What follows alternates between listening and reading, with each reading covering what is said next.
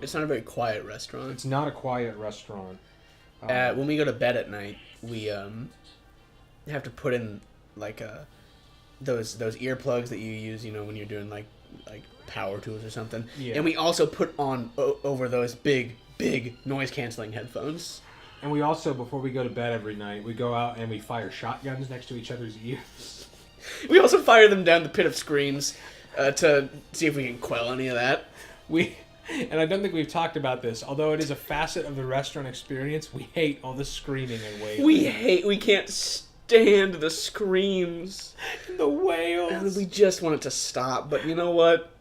It's part of the restaurant. It's part and of there's a part of us that loves it, but most of us hate it. Yeah. I would say half of us to 75% of the pair of us hate it all the time. Yeah. But it's just part of it. There's a part of it where every once in a while you kind of forget about it, but then there's like a new addition to the pit of screams, and he's real loud. He really thinks he's gonna get out of here, because there are some people that really think they're gonna get out of it, and of course they don't. But some people don't know that, and they're just the biggest offenders. They are screaming louder than anybody else, and it's kind of It's a rough time for all. Yeah, it's pretty bad. Plus, there's that thing where the only technology that works in the swamp is fan boats. Yeah. So, like, jetliners will fly over, and because of all the activity in the swamp, it's increased the resonance of it, so it flies up further. Mm-hmm. And these jetliners will just crash into the swamp. He's scary. He is spooky. He looks like a big old William Howard Taft. He's one of the people that we fight as the Bog Brothers. Yeah, we fight this guy all the time. And his name is... The statuesque sanctum? I don't know. The foreman? Stone Guardian. Stone Guardian. Fuck him up. Okay. His name is also Jeff with a G. Yeah. Shut up. Not you, Jeff with a G. No, I understand completely. But this guy is one of the many different colorful characters that's after our secret chili recipe. And I should mention, our secret chili recipe is just cans of Armor chili that we poured swamp water into. And if you tell that to anybody, we'll be peeved, and I'm sorry, you are going to have to go into the pit of screams. Yeah, and I should really illustrate here. There's a very delicate balance of power in the swamp between the faction of alligators that are led by the giant ghost alligator and us, the Bogwater Brothers, who are kind of represented by our ghost uncle who's trapped in an 8-ball, and he hates it. And then there's all the baboons that are led by Baboon Boy, who is a boy from one of the crashed jetliners who was raised by baboons to get the secret recipe. And they're so mad also, but there's nothing we can do about it because it wasn't really our fault.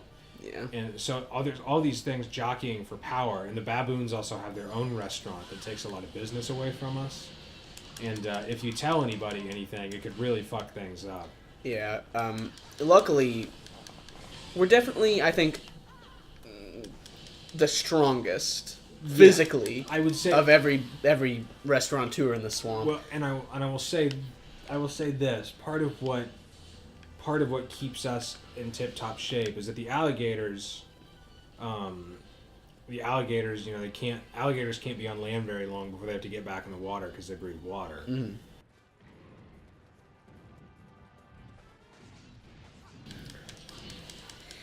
And it has come to blows before. I'm not proud to admit that, but it's come to blows before with the Baboon Boys and whoever else Jake said, I can't remember. Yeah. And the Stone Guardian has gone mad with rage. Yeah, and he's very upset because our house that's attached to the back of the rumpus room that's now the restaurant, our house is made out of his wife. And we're sorry to say it, but we're not sorry, and we're glad she's gone. She fell over and died because of a thing we did, and we live in her now. He's lost interest? Fuck him. Still gonna kill him. That's a little strange. And we just hate him so much. We really do hate this guy. He's an ass, Sorry. Oh, he's a horrid man. I'm gonna die soon. Very immodest for one. Yeah, he thinks he's hot shit, but he's not. Yeah. What else? Well, I think, as far as, the Bogwater Brothers, as far as kind of, far as like the kind of people they are, I mean, you know, we touched briefly on that. You're a very authoritative mouthpiece. Shit. You're impulsive and you're sort of, you have a temper, you know, and you're definitely the scary one.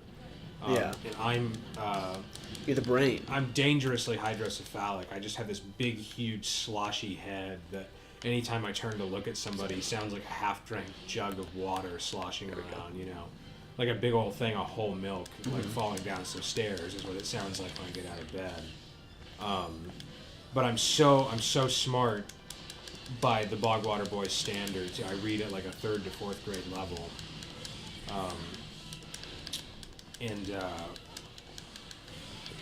Originally we were trying to find a way to get the curse that's on us broken.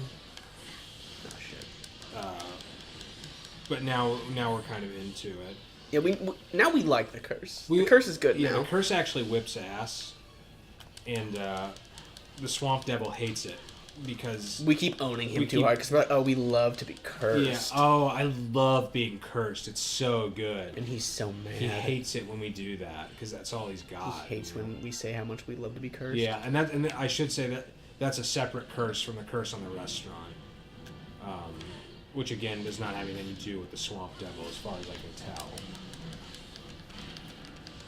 But I really think that's like, as far as my grasp on the Bogwater Boys kind of mythos and like where like our Netflix series would pick up, that's like kind of where things start. You know, and then I think like end of season 1, our chili recipe gets leaked somehow. Like maybe like oh no, maybe like a woman we both love plays both of us, a femme fatale, you know. And we both come to blows over it, but then we realize we've been played, you know. And she gives the chili recipe. She gives half of it. She gives half of it to the baboons and the other half to the alligators.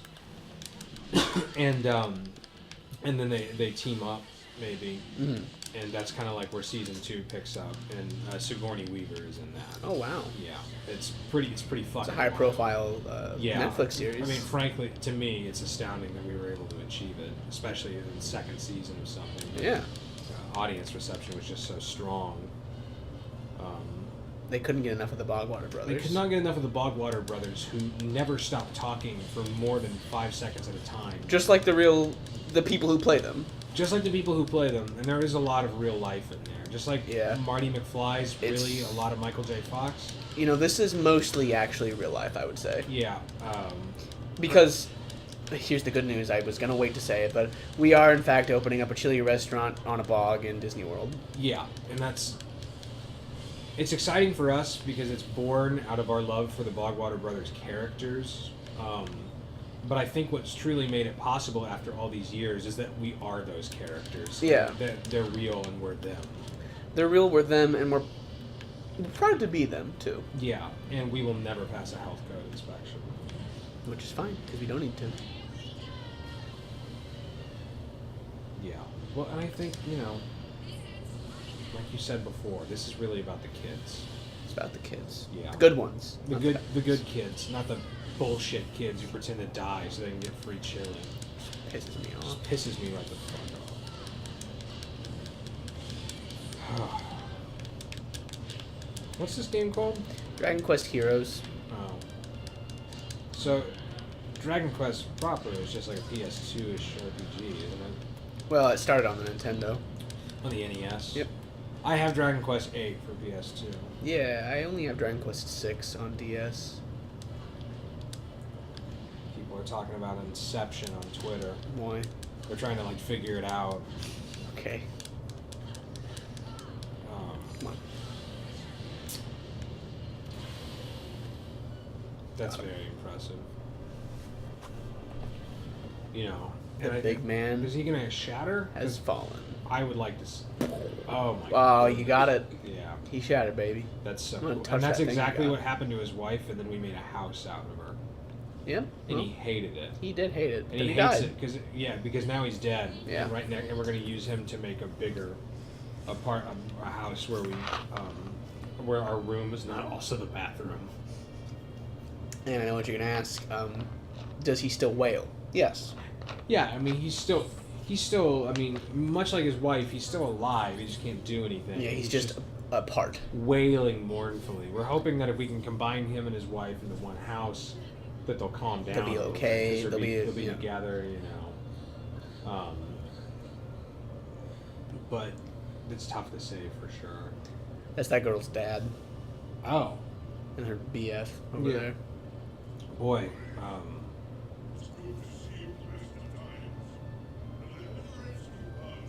That's weird. Aren't they children? I mean, it's fine. Well, they're both young. It's fine that they're children. I don't know if they're children exactly. They just look very small. I don't really know. What's this big guy's name? Doric. Sorry, one more time. Doric. Oh. Thought I could call you Dork.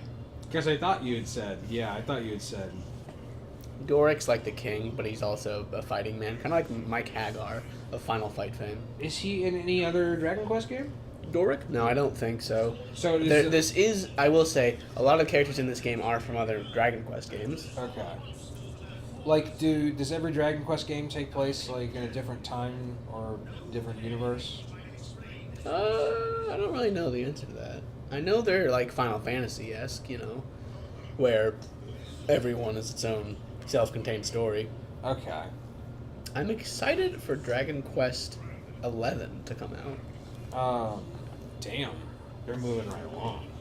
Yeah, well, I mean, it's been actually a pretty long while since the last like real one, because Dragon Quest 9 was a DS game.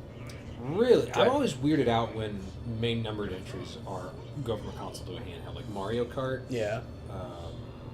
Which one was it? It was handheld. 7. Mario Kart 7. Yeah, handheld only. 3DS only. Yeah. But yeah, Dragon Quest 9 was a DS game. Then Dragon Quest 10 was an MMO that did not come out over here at all. So, and now we're on to Dragon Quest 11, which is coming out over here. And I really hope, I don't know if you know very much about it, but the 3DS version, it looks like a handheld game, you know, like you'd expect it to. Right. But also, I think the bottom screen maybe is like an old like 8-bit style RPG or whatever. That's fucking adorable. Yeah, it's really cute.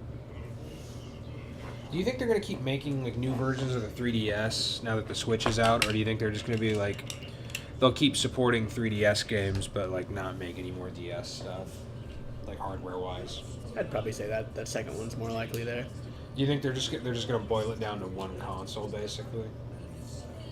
Yeah, as far as like new stuff goes, they might. Well, I mean, they might like make like new versions of like, you know, like different colors or something. But I don't think they're gonna make any like new, completely new. They're not gonna be like, here it is, finally. Here's the new 3DS. The 5DS, or something. yeah. Do you remember when Nintendo? Was it Nintendo that came up with the 1DS, or was that just some random? I think that was a gag. Well, I know it was a gag, but was it them or was that somebody else? I'm not sure. I'll look. Real talk, I wanted that. Yeah, I was like, I'll buy the thing that lets me play Nintendo 3DS games on a TV. yeah. I think if it could like make stuff work to where you didn't need the touch screen Yeah. or whatever. So many of the Nintendo 1DS spoof is a cruel, elaborate hoax. I do think that like a lot of 3DS games are just fun on their own merit without any of the 3D or touchscreen gimmick of the DS. I will say I really like the 3D on the 3DS, and I get upset when there's a game. This is just going on for 80 years. Yeah, I mean, they're just talking. I don't like when games don't use the 3D, personally. Because I know a lot of people are just like, I turn it off. And I'm like, well, that's not why I bought it. It'll stay on forever, I bought always. it. I bought it to use all those Ds. With the only exception being Final Fantasy Theater Rhythm, which is a rhythm game. That sounds and overwhelming. it hurts my eyes Yeah. to play in 3D. Yeah. Jesus, it's about time you're done.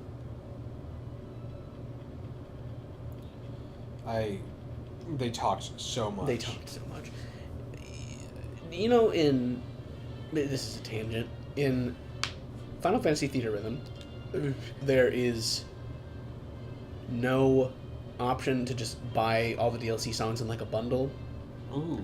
They're all $1 each, and you just have to buy them all. That is bullshit. And there's so many of them too. It's stupid. That is super dumb. It's a really fun. It's on iPad, as well, and that's a cool version. But the problem with that is it's a free to start app, or it's a free to play app basically, Right. and so all the other songs are like $1. So you get even less out of that than the 3DS one. Super dumb.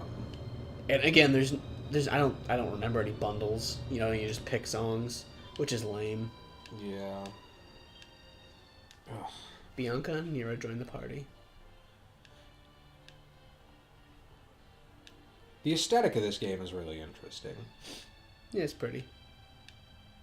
Some of the environments make me think of Soul Calibur. Yeah. At points.